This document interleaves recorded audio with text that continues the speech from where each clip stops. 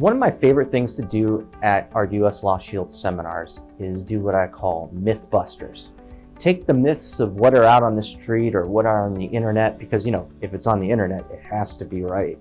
What's on the internet or the forums, or what Glock Guy 69 says on the forums, and crush them. One of the persistent myths that just is like fingernails on the chalkboard to me has to do with customizing your handgun and what sort of impact that has on self-defense.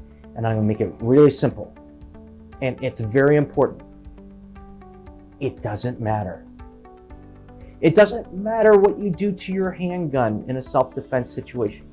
You can go out and get 3.3 pound Ghost incorporated springs and triggers and the trigger connect, bring it all the way down to even lower than 3.3. Doesn't matter. Does not matter at all. You're going to be judged on what you do, not with the mechanism of action.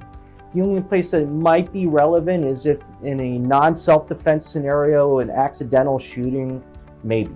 And then they'll thoroughly test the gun and see what the trigger pull is and things like that. Customizing your weapon to include extended magazines, going from, if you have like a Glock 26 and you put an extra little bit in there to capture one and get that pinky hold, doesn't matter. What type of rounds you use, hollow points versus full metal jackets, doesn't matter. The caliber that you use doesn't matter. If you're in a self-defense situation and it is authorized under the law for you to use lethal self-defense, it doesn't matter if you hit them with a 22, a 17 millimeter, a BB gun, 50 BMG, you have a 20 millimeter, it doesn't matter, because the scalability of that force isn't a factor if you're authorized to use lethal deadly force.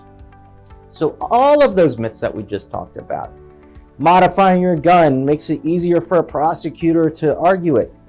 You know what I got to say about that?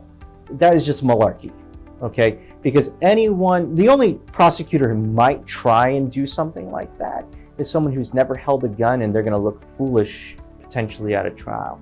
The bottom line of it is that when it comes to self-defense, it's justification, which means that you meant to do it, but you had an excuse, a lawful excuse to do so. And that's because of one of the great big fears of imminent serious bodily injury, death, kidnapping, or sexual assault. If that's there, you handle your business under the law. How you do so is interesting background music, but not at all important and shouldn't drive the decision when it comes to charges or no charges. That's the law in Pennsylvania.